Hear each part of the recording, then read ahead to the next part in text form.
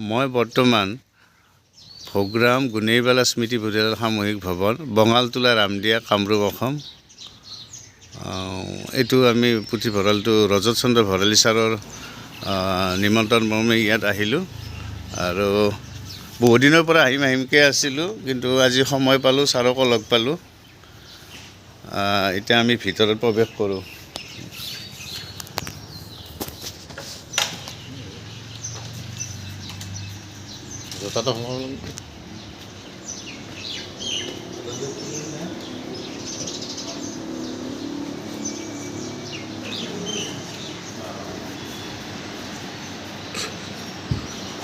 এখেত হৈছে আমাৰ ৰজত চন্দ্ৰ ভঁৰালী ছাৰ, কৃতি শিক্ষক বঁটা পাইছিল।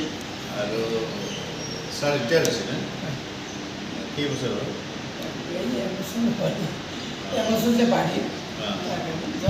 আজি মই আহি খুব ভাল লাগিল লগ পোৱাৰ কাৰণে, আৰু সেইটোতে মই সোমালোঁ ছাৰৰ নিমন্ত্ৰণ মৰ্মে।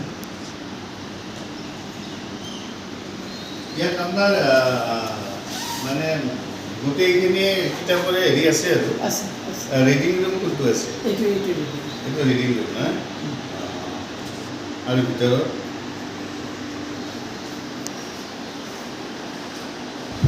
এখেতে তিলক চন্দ্ৰ মজুমদাৰ, তেখেত অসম শিল্পী ক'ত আছে? বাকী আৰু কালিয়ান মেধি ৰামদিয়া যোগেশ্বৰ দাস মানে হিমন্ত বিশ্ব শৰ্মা শিক্ষক। হয়, এইটো অলপমান ভালকৈ দেখাই দি আছোঁ। এখেত আমাৰ মুখ্যমন্ত্ৰী হিমন্ত বিশ্ব শৰ্মাৰ মানে ছাৰ আছিল। গান্ধীবাচী পোহৰণীয়া প্ৰাথমিক বিদ্যালয়ত দ্বিতীয় যিহেতু এটা আমাৰ হেৰি আৰু এখেতৰে ছাত্ৰ আছিল হিমন্ত বিশ্ব শৰ্মা ছাৰ। এখেতৰ নামটো কি আছিল? যোগেশ্বৰ দাস।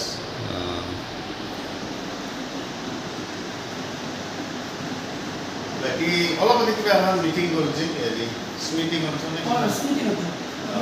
মই পাইছোঁ।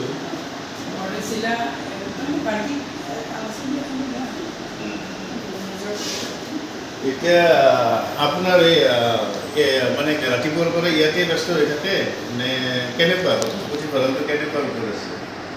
নাই, এতিয়াতো পাঠক প্ৰায় আহি থাকে, কিতাপ নিবলৈ প্ৰায় আহে। আমি যিমান পাৰোঁ পুথিভঁৰালত সময় দিয়াৰ কাৰণে প্ৰায় থাকোঁ। কোনো পাঠকে যাতে অসুবিধা নাপায়, কোনো পাঠকে যাতে তেওঁলোকে বিচৰা কিতাপ যাতে বিচাৰি পেলাই হাৱঠি খাব নালাগে, এনেকুৱা যিখিনি কথা থাকে সেইখিনি দিয়া। এতিয়াতো কলেজৰ ছাত্ৰ বহুত আহি আছে। এতিয়া আপোনাৰ এই পুথিভঁৰালৰ পৰা যুৱ প্ৰজন্ম কেনেকুৱা ইয়াত কিতাপৰ ক্ষেত্ৰত বা পুথিভঁৰালটোত কেনেকুৱা তেওঁলোকৰ মনোনিৱেশ পাইছে? তেওঁলোকে বিচৰা কাৰণে কিতাপ পাইছে। আগতকৈ যুৱ প্ৰজন্মই কিতাপ বিচৰাৰ আগ্ৰহটো বাঢ়িছে, কিন্তু আমি সমাজেও অলপ ব্যৱস্থিত ৰূপত তেওঁলোকক আগবঢ়াই নিয়াৰ কাৰণে কৰিব লাগিব। এটা পুথিভঁৰালে চবখিনি কাম কৰিব নোৱাৰে আছে।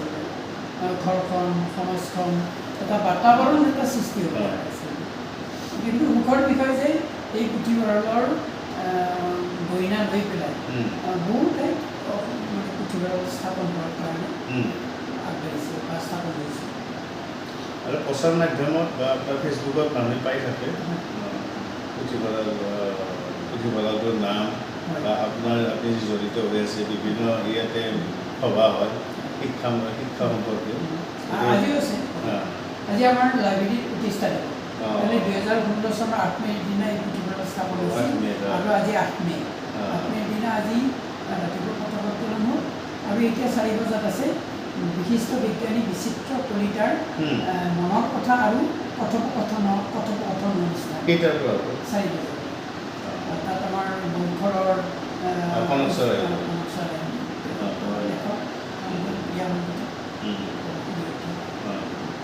ভাল লাগিল। আজি 1 বছৰ না 1 বছৰ 8 বছৰৰ আজি এই দিনটোতে আৰম্ভ হৈছিল আৰু 8 মে'। গতিকে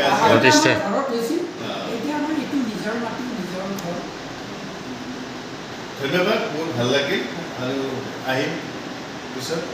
ধন্যবাদ।